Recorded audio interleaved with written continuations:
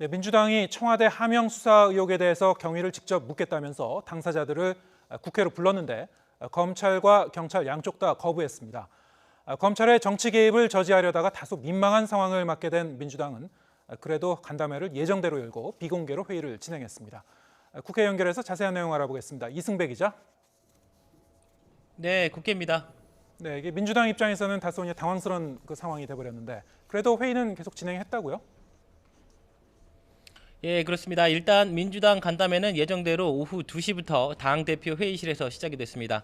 대신 오늘은 통상적으로 하던 공개 모두 발언은 없이 곧바로 비공개로 간담회가 진행이 됐습니다. 애초 민주당은 오늘 간담회에 4명을 불렀습니다. 먼저 강남일 대검찰청 차장과 이모선 경찰청 차장, 황운하 대전지방경찰청장은 중립성, 공정성을 고려할 때 적절하지 않다면서 출석을 거부했습니다. 여기에 김희연 전 울산시장 측근 비리 사건을 고발한 건설업자 김모 씨까지 불참을 하면서 민주당이 참 민망해졌습니다. 수사기관도 아닌데 핵심 관계자를 부른 것 자체부터가 부적절했다는 비판도 있었는데요. 결국 4명 모두 불참을 하면서 민주당 특위위원들만 앉아서 회의를 진행해야 하는 낯뜨거운 상황이 됐습니다. 검찰이 청와대 관련 의혹 수사에 속도를 내는 것을 두고 정치권은 엇갈린 반응을 보였습니다.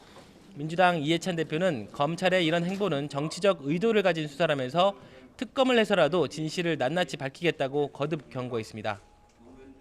반면 보수 야당은 검찰에 힘을 실었는데요. 자유한국당 김성원 대변인은 이번에 확보한 자료를 근거로 선거 공작 게이트 몸통이 누군지 명명백백히 밝혀내야 한다고 강조를 했고요. 바른미래당 강신업 대변인 역시 선거 부정은 민주주의 근간을 흔드는 사안이라면서 혐의를 낱낱이 밝혀서 법에 따라 엄중히 처벌해달라고 검찰에 당부했습니다. 네, 정기국회 종료가 당장 다음 주 화요일로 다가왔는데 여야 5당이 모인 4+1 협의체 어떻게 돌아가고 있습니까? 4+1 협의체도 바쁘게 돌아가고 있습니다. 어제 회의를 통해서 오는 8일까지 단일화를 만들겠다는 목표를 세웠는데요.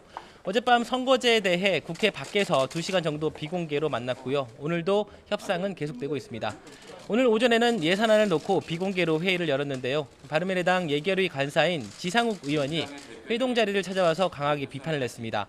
지상욱 의원은 정당성이 없는 5명이 모여서 예산의 삭감과 증액을 논의하는 것은 옳지 않다면서 수정안을 만들지 않겠다고 약속을 해라 이렇게 압박을 했습니다.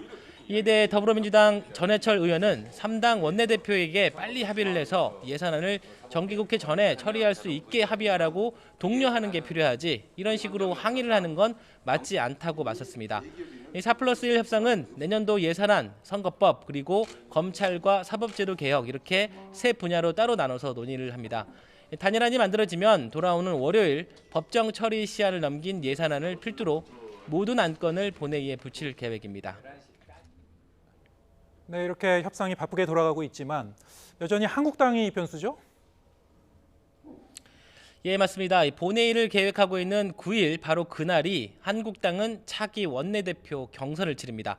기존 방침에서 후퇴는 전혀 없다는 강경한 태도를 졌고요. 만약에 새로 선임된 한국당 원내대표가 추가 협상 테이블에 앉는다면 이 상황이 달라질 수 있습니다. 후보 등록이 토요일까지가 마감인데요. 현재까지 5선의 심재철, 4선 유기준, 3선 강석호, 윤상현 의원 등 모두 4명이 출사표를 던졌습니다. 그리고 오늘 오후에 재선의 홍철호 의원이 자신도 경선에 뛰어들겠다고 발표를 했고요. 4선의 주호영 의원까지 출마를 검토하고 있다는 말도 있어서 경선의 열기는 그 어느 때보다 뜨겁습니다. 한국당 황교안 대표도 오늘 서울대학교 강의를 마친 뒤에 차기 원내대표에서 바라는 역량을 묻는 기자질문에 협상력을 1순위로 꼽기도 했습니다. 극적인 여야 합의 가능성이 있는 만큼 한국당 경선 결과에도 관심이 집중되고 있습니다. 지금까지 국회에서 YTN 이승배입니다.